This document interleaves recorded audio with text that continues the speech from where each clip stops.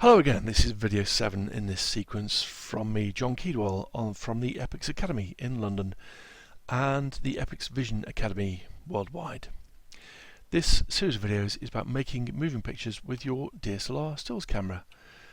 And to no further ado, I will go into lenses and how your camera works differently to your eyeball. I could do hours and hours on this, but I'm not going to. But the camera works in a different series of stills put together. If you saw the previous video, if you didn't, I suggest you go back and have a look at that. Video works with a persistence of vision, and the eye and the brain is fooled into thinking it's a continuous sequence, and actually it's saying something for real in front of it. So if you think about that, anything gets in the way of this illusion distracts the audience, and the story you're trying to tell them is actually gone. It's actually that the magic is broken, if you like, and they don't see the story for what it is. They see it for a projected light on a wall, as opposed to a story that they get involved with.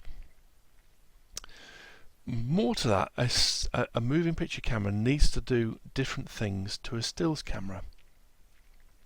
These are a few of the things that they need to do.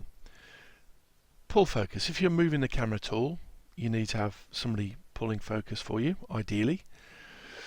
The zoom needs to be smooth if you zoom in or zoom out, and you have to do that occasionally just to disguise a move, or various reasons you want it to be smooth.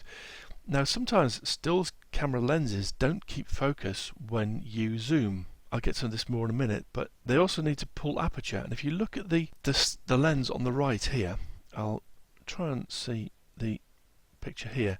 If you see that, first of all it says T instead of F numbers, and you see where the lens is actually, hopefully you can see this down here on the right, it's actually into third of a stop increments, and you'll find that this lens, I know for a fact this lens is what you call declicked. The aperture marks on the lens are not click stops. They are, you can actually pull from 1.4 to T2 without any clicks on it. If you know what I mean, on some stills lenses they have click stops. So why would you want to do that, I hear you ask? Well, you may need to pull aperture. You may need a transition from outside to inside, or vice versa, where it's 5 stops different, the exposure, and as you go into a building you need to pull aperture, because there's very limitations on what shutter speed you can change on many video cameras, so a lot of it's done by the aperture. Also, when you need to operate the camera, you need a good eyepiece, obviously, to judge what you're looking at, and you need consistent colour of lenses with accurate aperture. And also you also need long takes, and this means massive data rates, so ideally you need large batteries, and you need to have an external recorder, because you can record onto a flash card, not for very long because of the data rates, certainly if you're shooting raw. Ultimately you need to be able to pick up the camera and actually shoot with it, not actually start assembling it every time you use it. So it needs to be rugged, needs to be flexible, and it needs to do various things that a stills camera doesn't do. So if you look at the lens on the top right, this is a stills camera lens I just picked at random. If you look at that compared to the lens at the bottom, which is a cine lens, you'll see there's no actual aperture ring on the lens. The Cook lens is a 100mm prime lens, so it won't be a zoom lens like the lens above. So when it says 24 on the Canon lens up here, that's the focal length of the lens, and it goes up to 70. This down here is a 100mm prime lens, and so all you got is the focus marks here, which incidentally are marked